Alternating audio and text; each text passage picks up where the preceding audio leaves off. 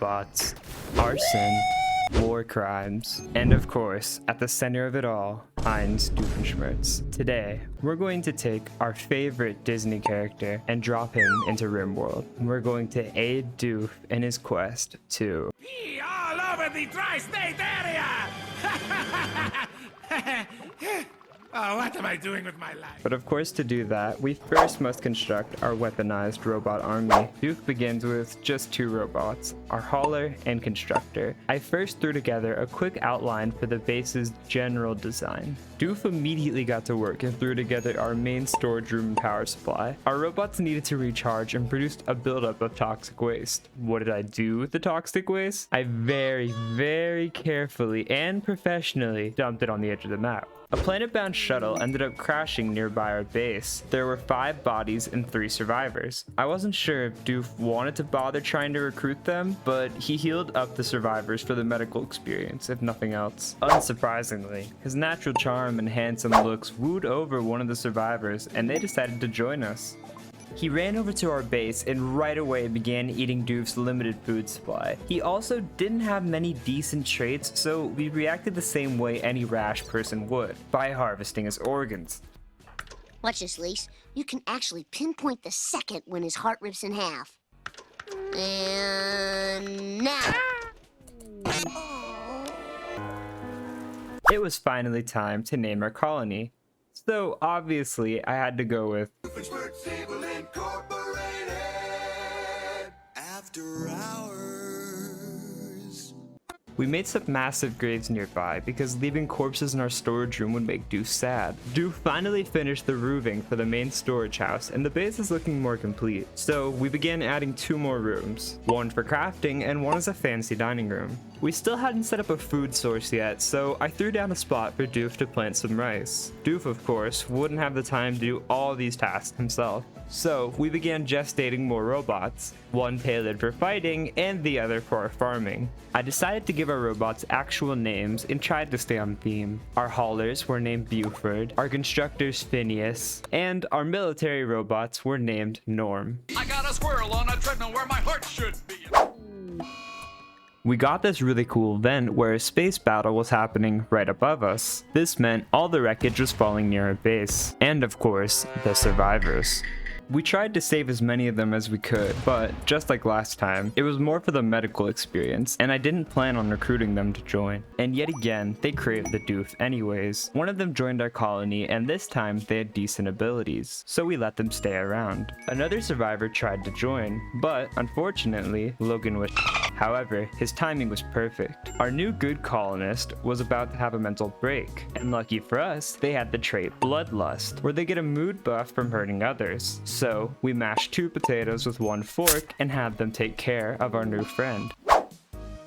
Since our new colonist was staying, I used a mod to edit their appearance and turn them into Vanessa. We kept running low on food, so I threw down a nutrient paste dispenser. This would give them a mood debuff for eating from it, but it would save us the labor of having someone specialize in making meals. We finished our dining room and it looked pretty, which made our colonist happy. They still didn't have their own bedrooms yet, so we started working on adding those. Things were beginning to calm down. Vanessa was taming animals, Doof was mining resources for more robots. We were experiencing a period of peace, a period of growth, prosperity.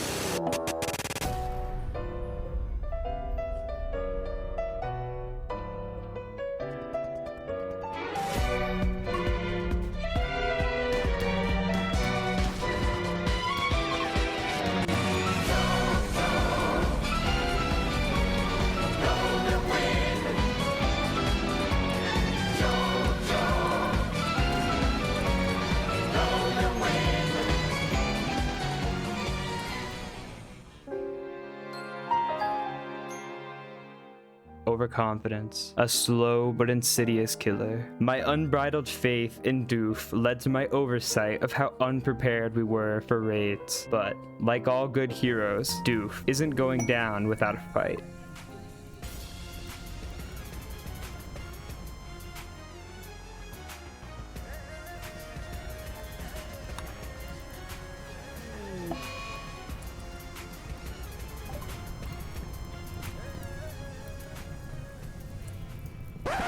Now, for those of you not that familiar with Rimworld, you're probably wondering, oh my god, Brendan, what just happened? Well, whenever all your colonists are downed and unable to move, an event is triggered only once per save, where a man in black shows up and joins your colony. Also, I didn't want to pass up the opportunity to add a new Phineas and Ferb character, so I made him look like Roger. But I also did this from memory and incorrectly named him Roderick. I also made him look nothing like Roger. The brothers got to putting out the leftover fires, and Doof did not take long to get back to his evil ways, because he has a mental break and immediately starts insulting Roger. Roger is way better at melee than Doof, so he one punches Doof into a good night's sleep, where Doof once again needs to be rescued.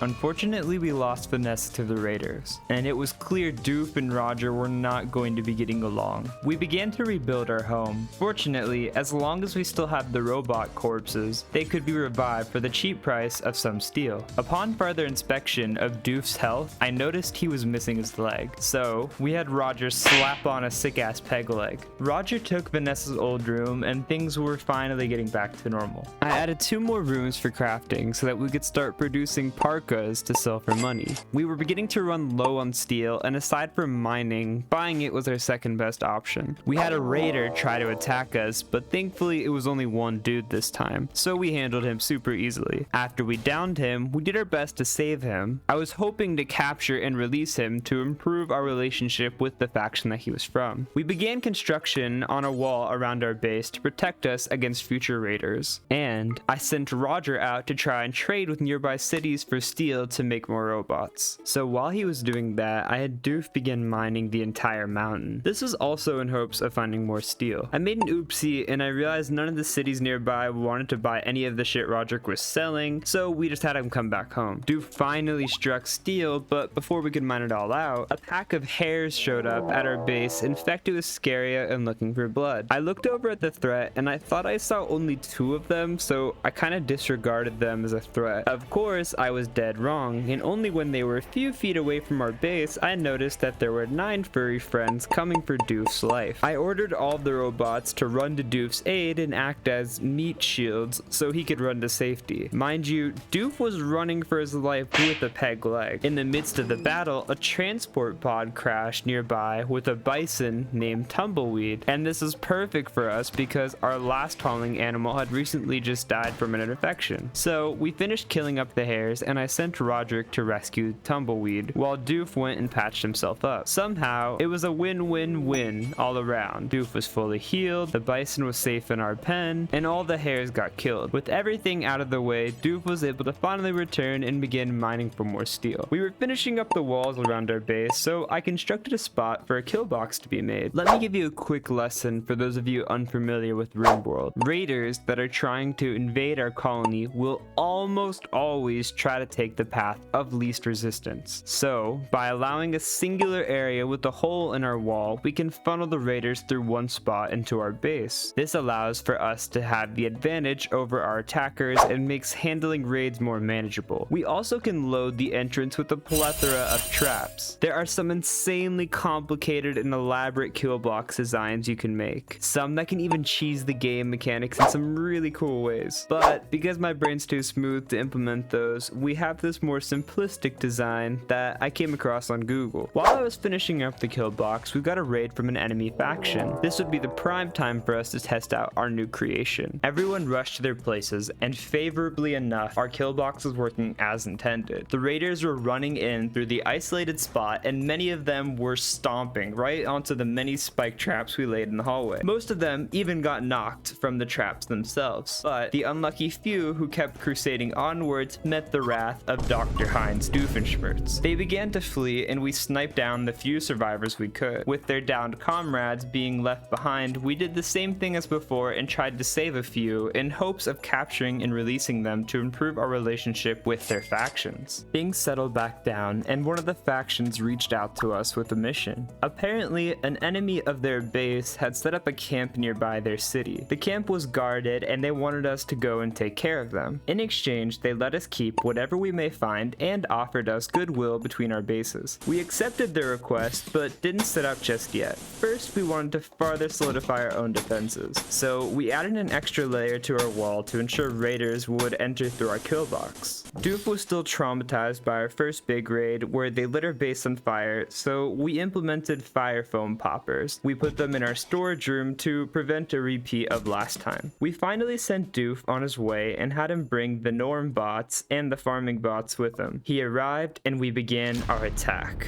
The night was our friend. Limiting our enemy's vision, we snuck up with ease. We noticed only one defender at the base and we were able to jump over his defenses before he could even catch wind we had arrived. Combat was short and our farmer bot dealt the finishing blow. A false sense of security rushed through us as we began to explore the hideout and see what they had for us to take. We blew a wall open and inside a pet boar ran out looking for revenge. We swiftly traded blows and emerged victorious. But at what cost? I realize now there was no great threat or big bad evil base, but just a man and his pet boar living peacefully. Their only crime was that they were too close for comfort to another base, and they paid the price with their lives. Who was I to rob this man and his boar of their happiness, of their solitude from society? Who was I to... Wait, is that a mechanitor helmet? Never mind, big win, this is huge. As Doof made his way home, a flash storm struck our base. Fires began to emerge everywhere, and unfortunately, Roger alone wasn't enough to stop all the fires. Thankfully, I installed fire foam poppers around our base, but unthankfully, I was dumb and forgot about them. Doof was finally back, so we unloaded all the stuff and raced to go place down a fire foam popper. It activated and saved a large portion of our base. We set off more around the few fires left, and we were finally fire-free. Now, something I haven't explained yet is bandwidth. Bandwidth determines the amount of robots someone can control. More bandwidth equals more robots. When the fire spread, it cut the power to a lot of the bandwidth nodes that were providing Doof with his bandwidth. And as a result, the robots would wander around doing whatever they wanted. The reason I was so glad we found a mechanitor helmet earlier at the base we just raided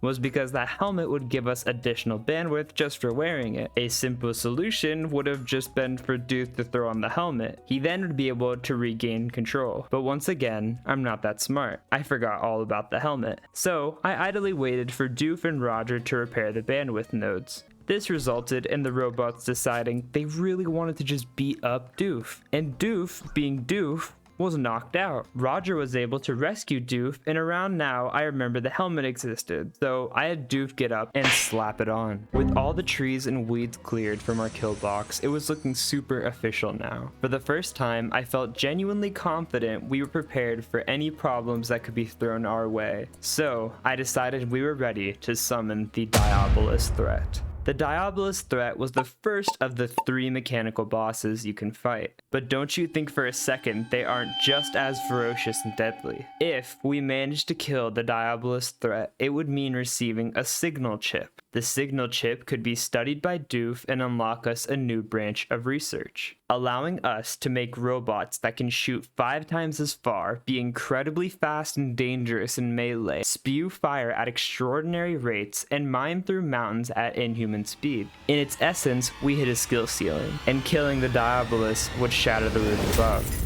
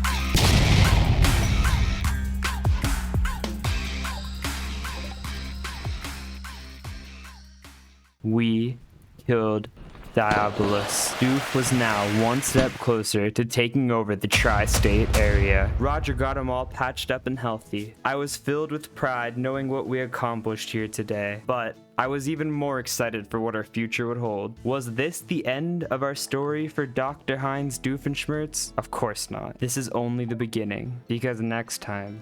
Their opponent was an even greater monster. I saw myself